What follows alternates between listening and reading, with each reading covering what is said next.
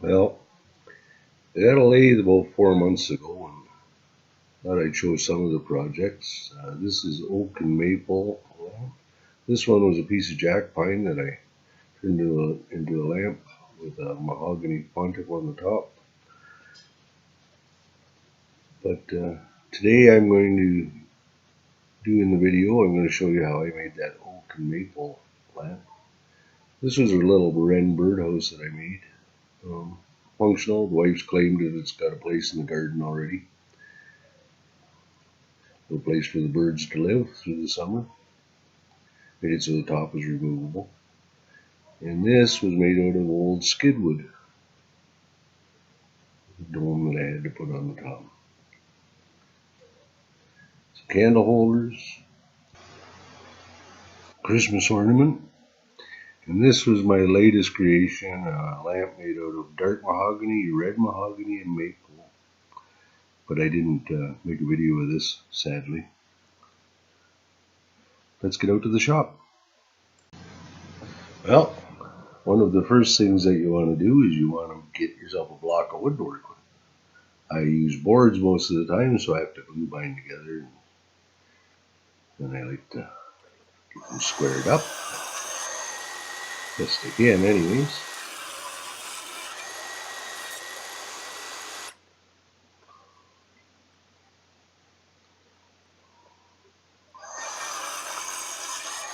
Trim those edges off a little bit. That's not important because the lathe will do all that for you, but I just like to get them squared up a bit. Makes it a little easier to find center and such.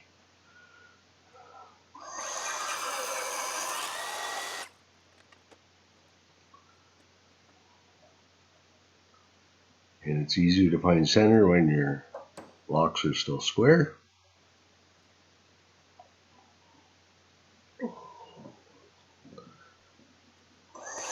And then I like to take the corners off. This wood that I'm using here is actually from a different job that I was doing pallet, but I thought I'd show what I did to prep my wood before I get it on, since I didn't have any video of me doing it with the oak and maple. And then you get it on the lathe. And of course take your roughing gouge and round off the corners. Get yourself a nice round piece to work with. I could do this with my carbide tips, but I choose to use a roughing gouge. It works pretty good. I can resharpen it over and over. Carbide tips are a little more difficult to sharpen. Mind you, they do last a lot longer before getting dull. And they're fairly inexpensive to buy. I can get them at Great West Saw here for about $10 a tip.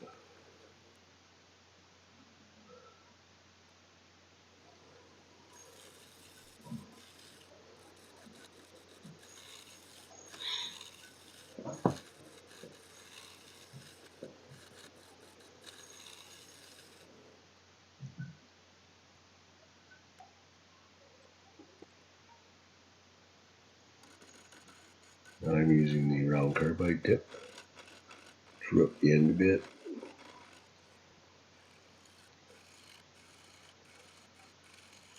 Smooth out the side a little.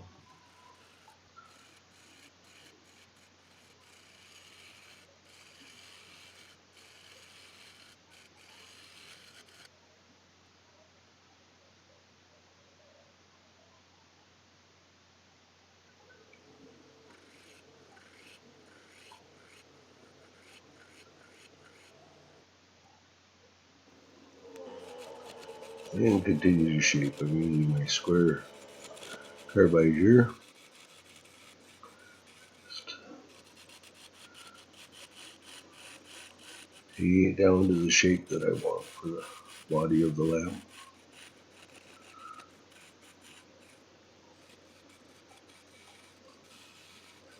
Sadly, in this video, I don't have a way I drilled this one out, but that was all done by hand, and now I'm doing it differently. I've got some different bits, and in the next video, you'll see how I do it all on the lathe.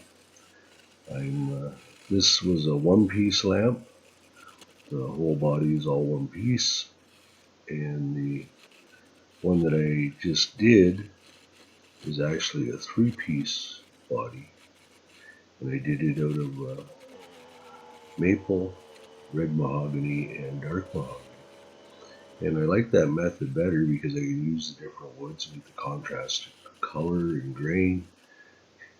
It also, it's easier to drill them out on the lathe, and the shaping is the shaping of each piece. I think that will probably be my method afterwards, after this.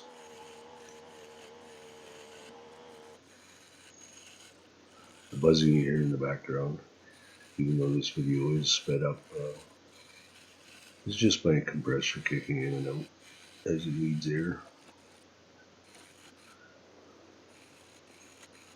I left the spray tip on the hose and it leaks a bit.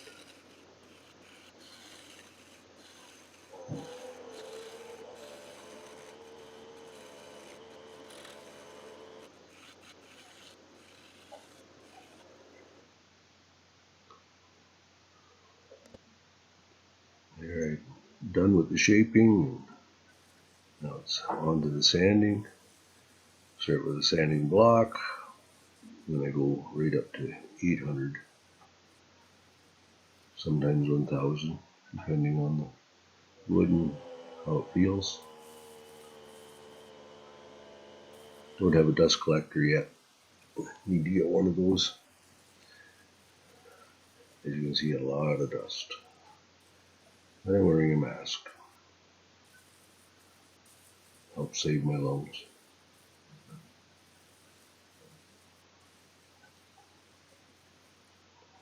But a dust collector does keep the shop a lot cleaner too.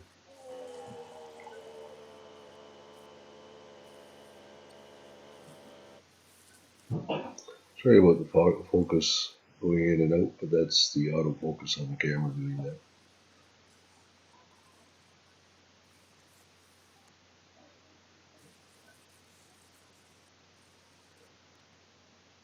Now that I've got it all sanded, I actually stained this lamp with a Minwax Early American color. And in hindsight, I probably should have just left it natural, put the polish to it. But I thought I'd try the Early American on this one.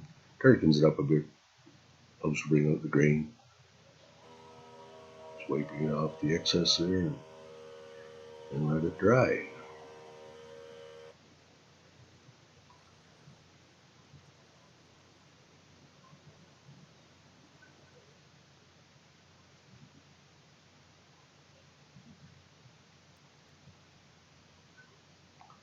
Now that it's dry, the stain is dry, come back and start to put the friction polish sealer on. I use it for both sealing and polishing. It's a blend of shellac, alcohol, and linseed oil. I put on a few coats to seal it, and then a few more coats, and start bringing it up to the shine that I want by pressing the rag against it and creating friction. And as you can see, you get a very nice shine.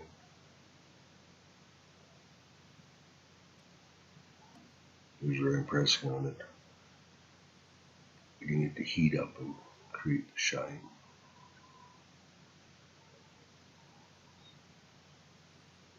This is a DIY friction polish. 2 parts 2-pound shellac, 2 parts alcohol, and 1 part boiled linseed oil.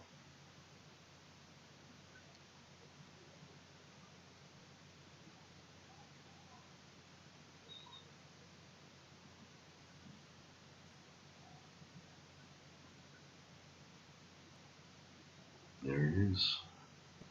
Beautiful shot. Well, here's the latest creation. This one is made from oak and maple. See the maple strip segmented together.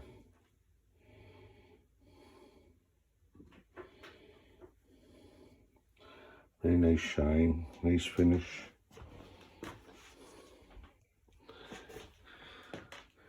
And turn it on.